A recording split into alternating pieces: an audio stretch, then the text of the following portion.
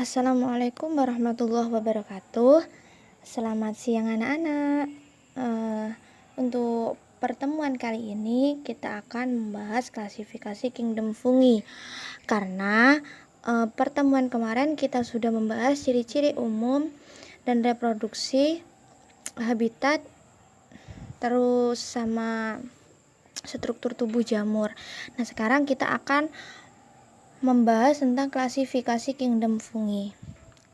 Langsung saja, klasifikasi kingdom fungi itu dibagi menjadi 4 divisi. Yang pertama, Zygomicota, yang kedua, Ascomycota, dan yang ketiga, Basidiomycota, dan yang terakhir atau yang keempat yaitu Deutermycota. Untuk selanjutnya kita akan membahas satu persatu. Yang pertama, divisi Zygomicota. Nah, ciri-cirinya yang pertama, memiliki hifa tidak bersekat. Jadi seperti yang Ibu terangkan di minggu lalu, hifanya itu tidak bersekat. Jadi tidak ada sekat. Semisal pada ruangan itu tidak ada sekatnya, jadi langsung los ya. Nah, terus yang kedua, hifa senositik berinti banyak. Yang ketiga, habitatnya itu di tempat yang lembab. Terus dinding selnya itu berupa zat kitin.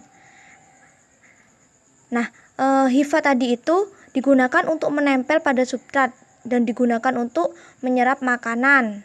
Biasanya itu disebut dengan rhizoid. Nah, Zygomicota ini reproduksinya itu ada dua, bisa aseksual dan juga seksual. Nah, yang aseksual itu nanti dia itu sporanya itu yang dihasilkan yakni sporangium dan terletak pada ujung atas hifa. Nah, untuk seksualnya yakni konjugasi atau penempelan ujung hifa. Hifa betina dan hifa jantan itu bertemu sehingga membentuk zigospora. Nah, terus untuk contohnya itu pada jamur Rhizopus oryzae yang biasanya digunakan untuk produksi tempe. Nah, terus yang satunya Beauveria bassiana yang digunakan untuk bioinsektisida. Jadi Beauveria bassiana ini digunakan untuk membunuh serangga-serangga yang biasanya digunakan oleh petani. Jadi dibuat insektisida. Untuk divisi yang kedua yakni Ascomycota dengan ciri-ciri yang pertama bersel satu dan juga bersel banyak. Hifanya itu bersekat seperti Zygomicota tadi.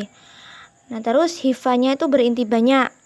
Dinding selnya berupa zat kitin. Kemarin kan di ciri-ciri umum kan juga sudah ada ya bahwa dinding selnya itu berupa zat kitin. Nah, terus memiliki askur sebagai tempat produksi spora. Jadi di Ascomycota ini tempat produksi sporanya ini bernama askur. Terus reproduksinya itu secara aseksual dan seksual. Nah, dia itu habitat hidupnya itu dia itu parasit, juga simbiosis dengan ganggang atau lumut kerak yang biasa disebut lichen. Nah, untuk reproduksinya yang aseksual itu dia tuh akan mengalami pembentukan tunas dan juga pembentukan conidiospora. Nah, terus untuk seksualnya dia akan berkonjugasi gametongia, yakni dia itu akan membentuk ascus acospora. Nah, contohnya itu pada Saccharomyces cerevisiae. Dan yang kedua Neurospora crassa dan Penicillium. Untuk yang ketiga yakni Basidiomycota dengan ciri-ciri dia itu ukurannya makroskopik. Yang kedua, hifanya itu bersekat. Jadi dia itu mengandung inti haploid ya. Diingat intinya haploid. Nah, terus mempunyai tubuh buah yang disebut basidiokarp. Dia juga memiliki miselium. Nah, untuk reproduksi Basidiomycota ini secara aseksual dan seksual. Nah, untuk seksualnya dia itu berkonjugasi hifa jantan dan hifa betinanya sehingga membentuk basidiospora. Nah, terus untuk aseksualnya dia itu menggunakan konidia untuk reproduksi spora fragmentasi tubuh buahnya. Nah, contoh spesiesnya yaitu Volvorilla, yakni jamur merang. Tahu kan jamur merang yang bentuknya bulat-bulat. Dan yang kedua yaitu Auricdaria, jamur kuping. Dan yang ketiga Amanita, yakni jamur racun.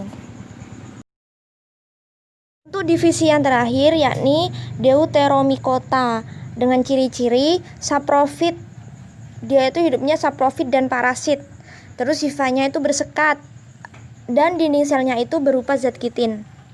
Nah, untuk reproduksinya Deuteromycota ini yang diketahui itu hanya reproduksi aseksualnya. Yang seksual itu belum diketahui.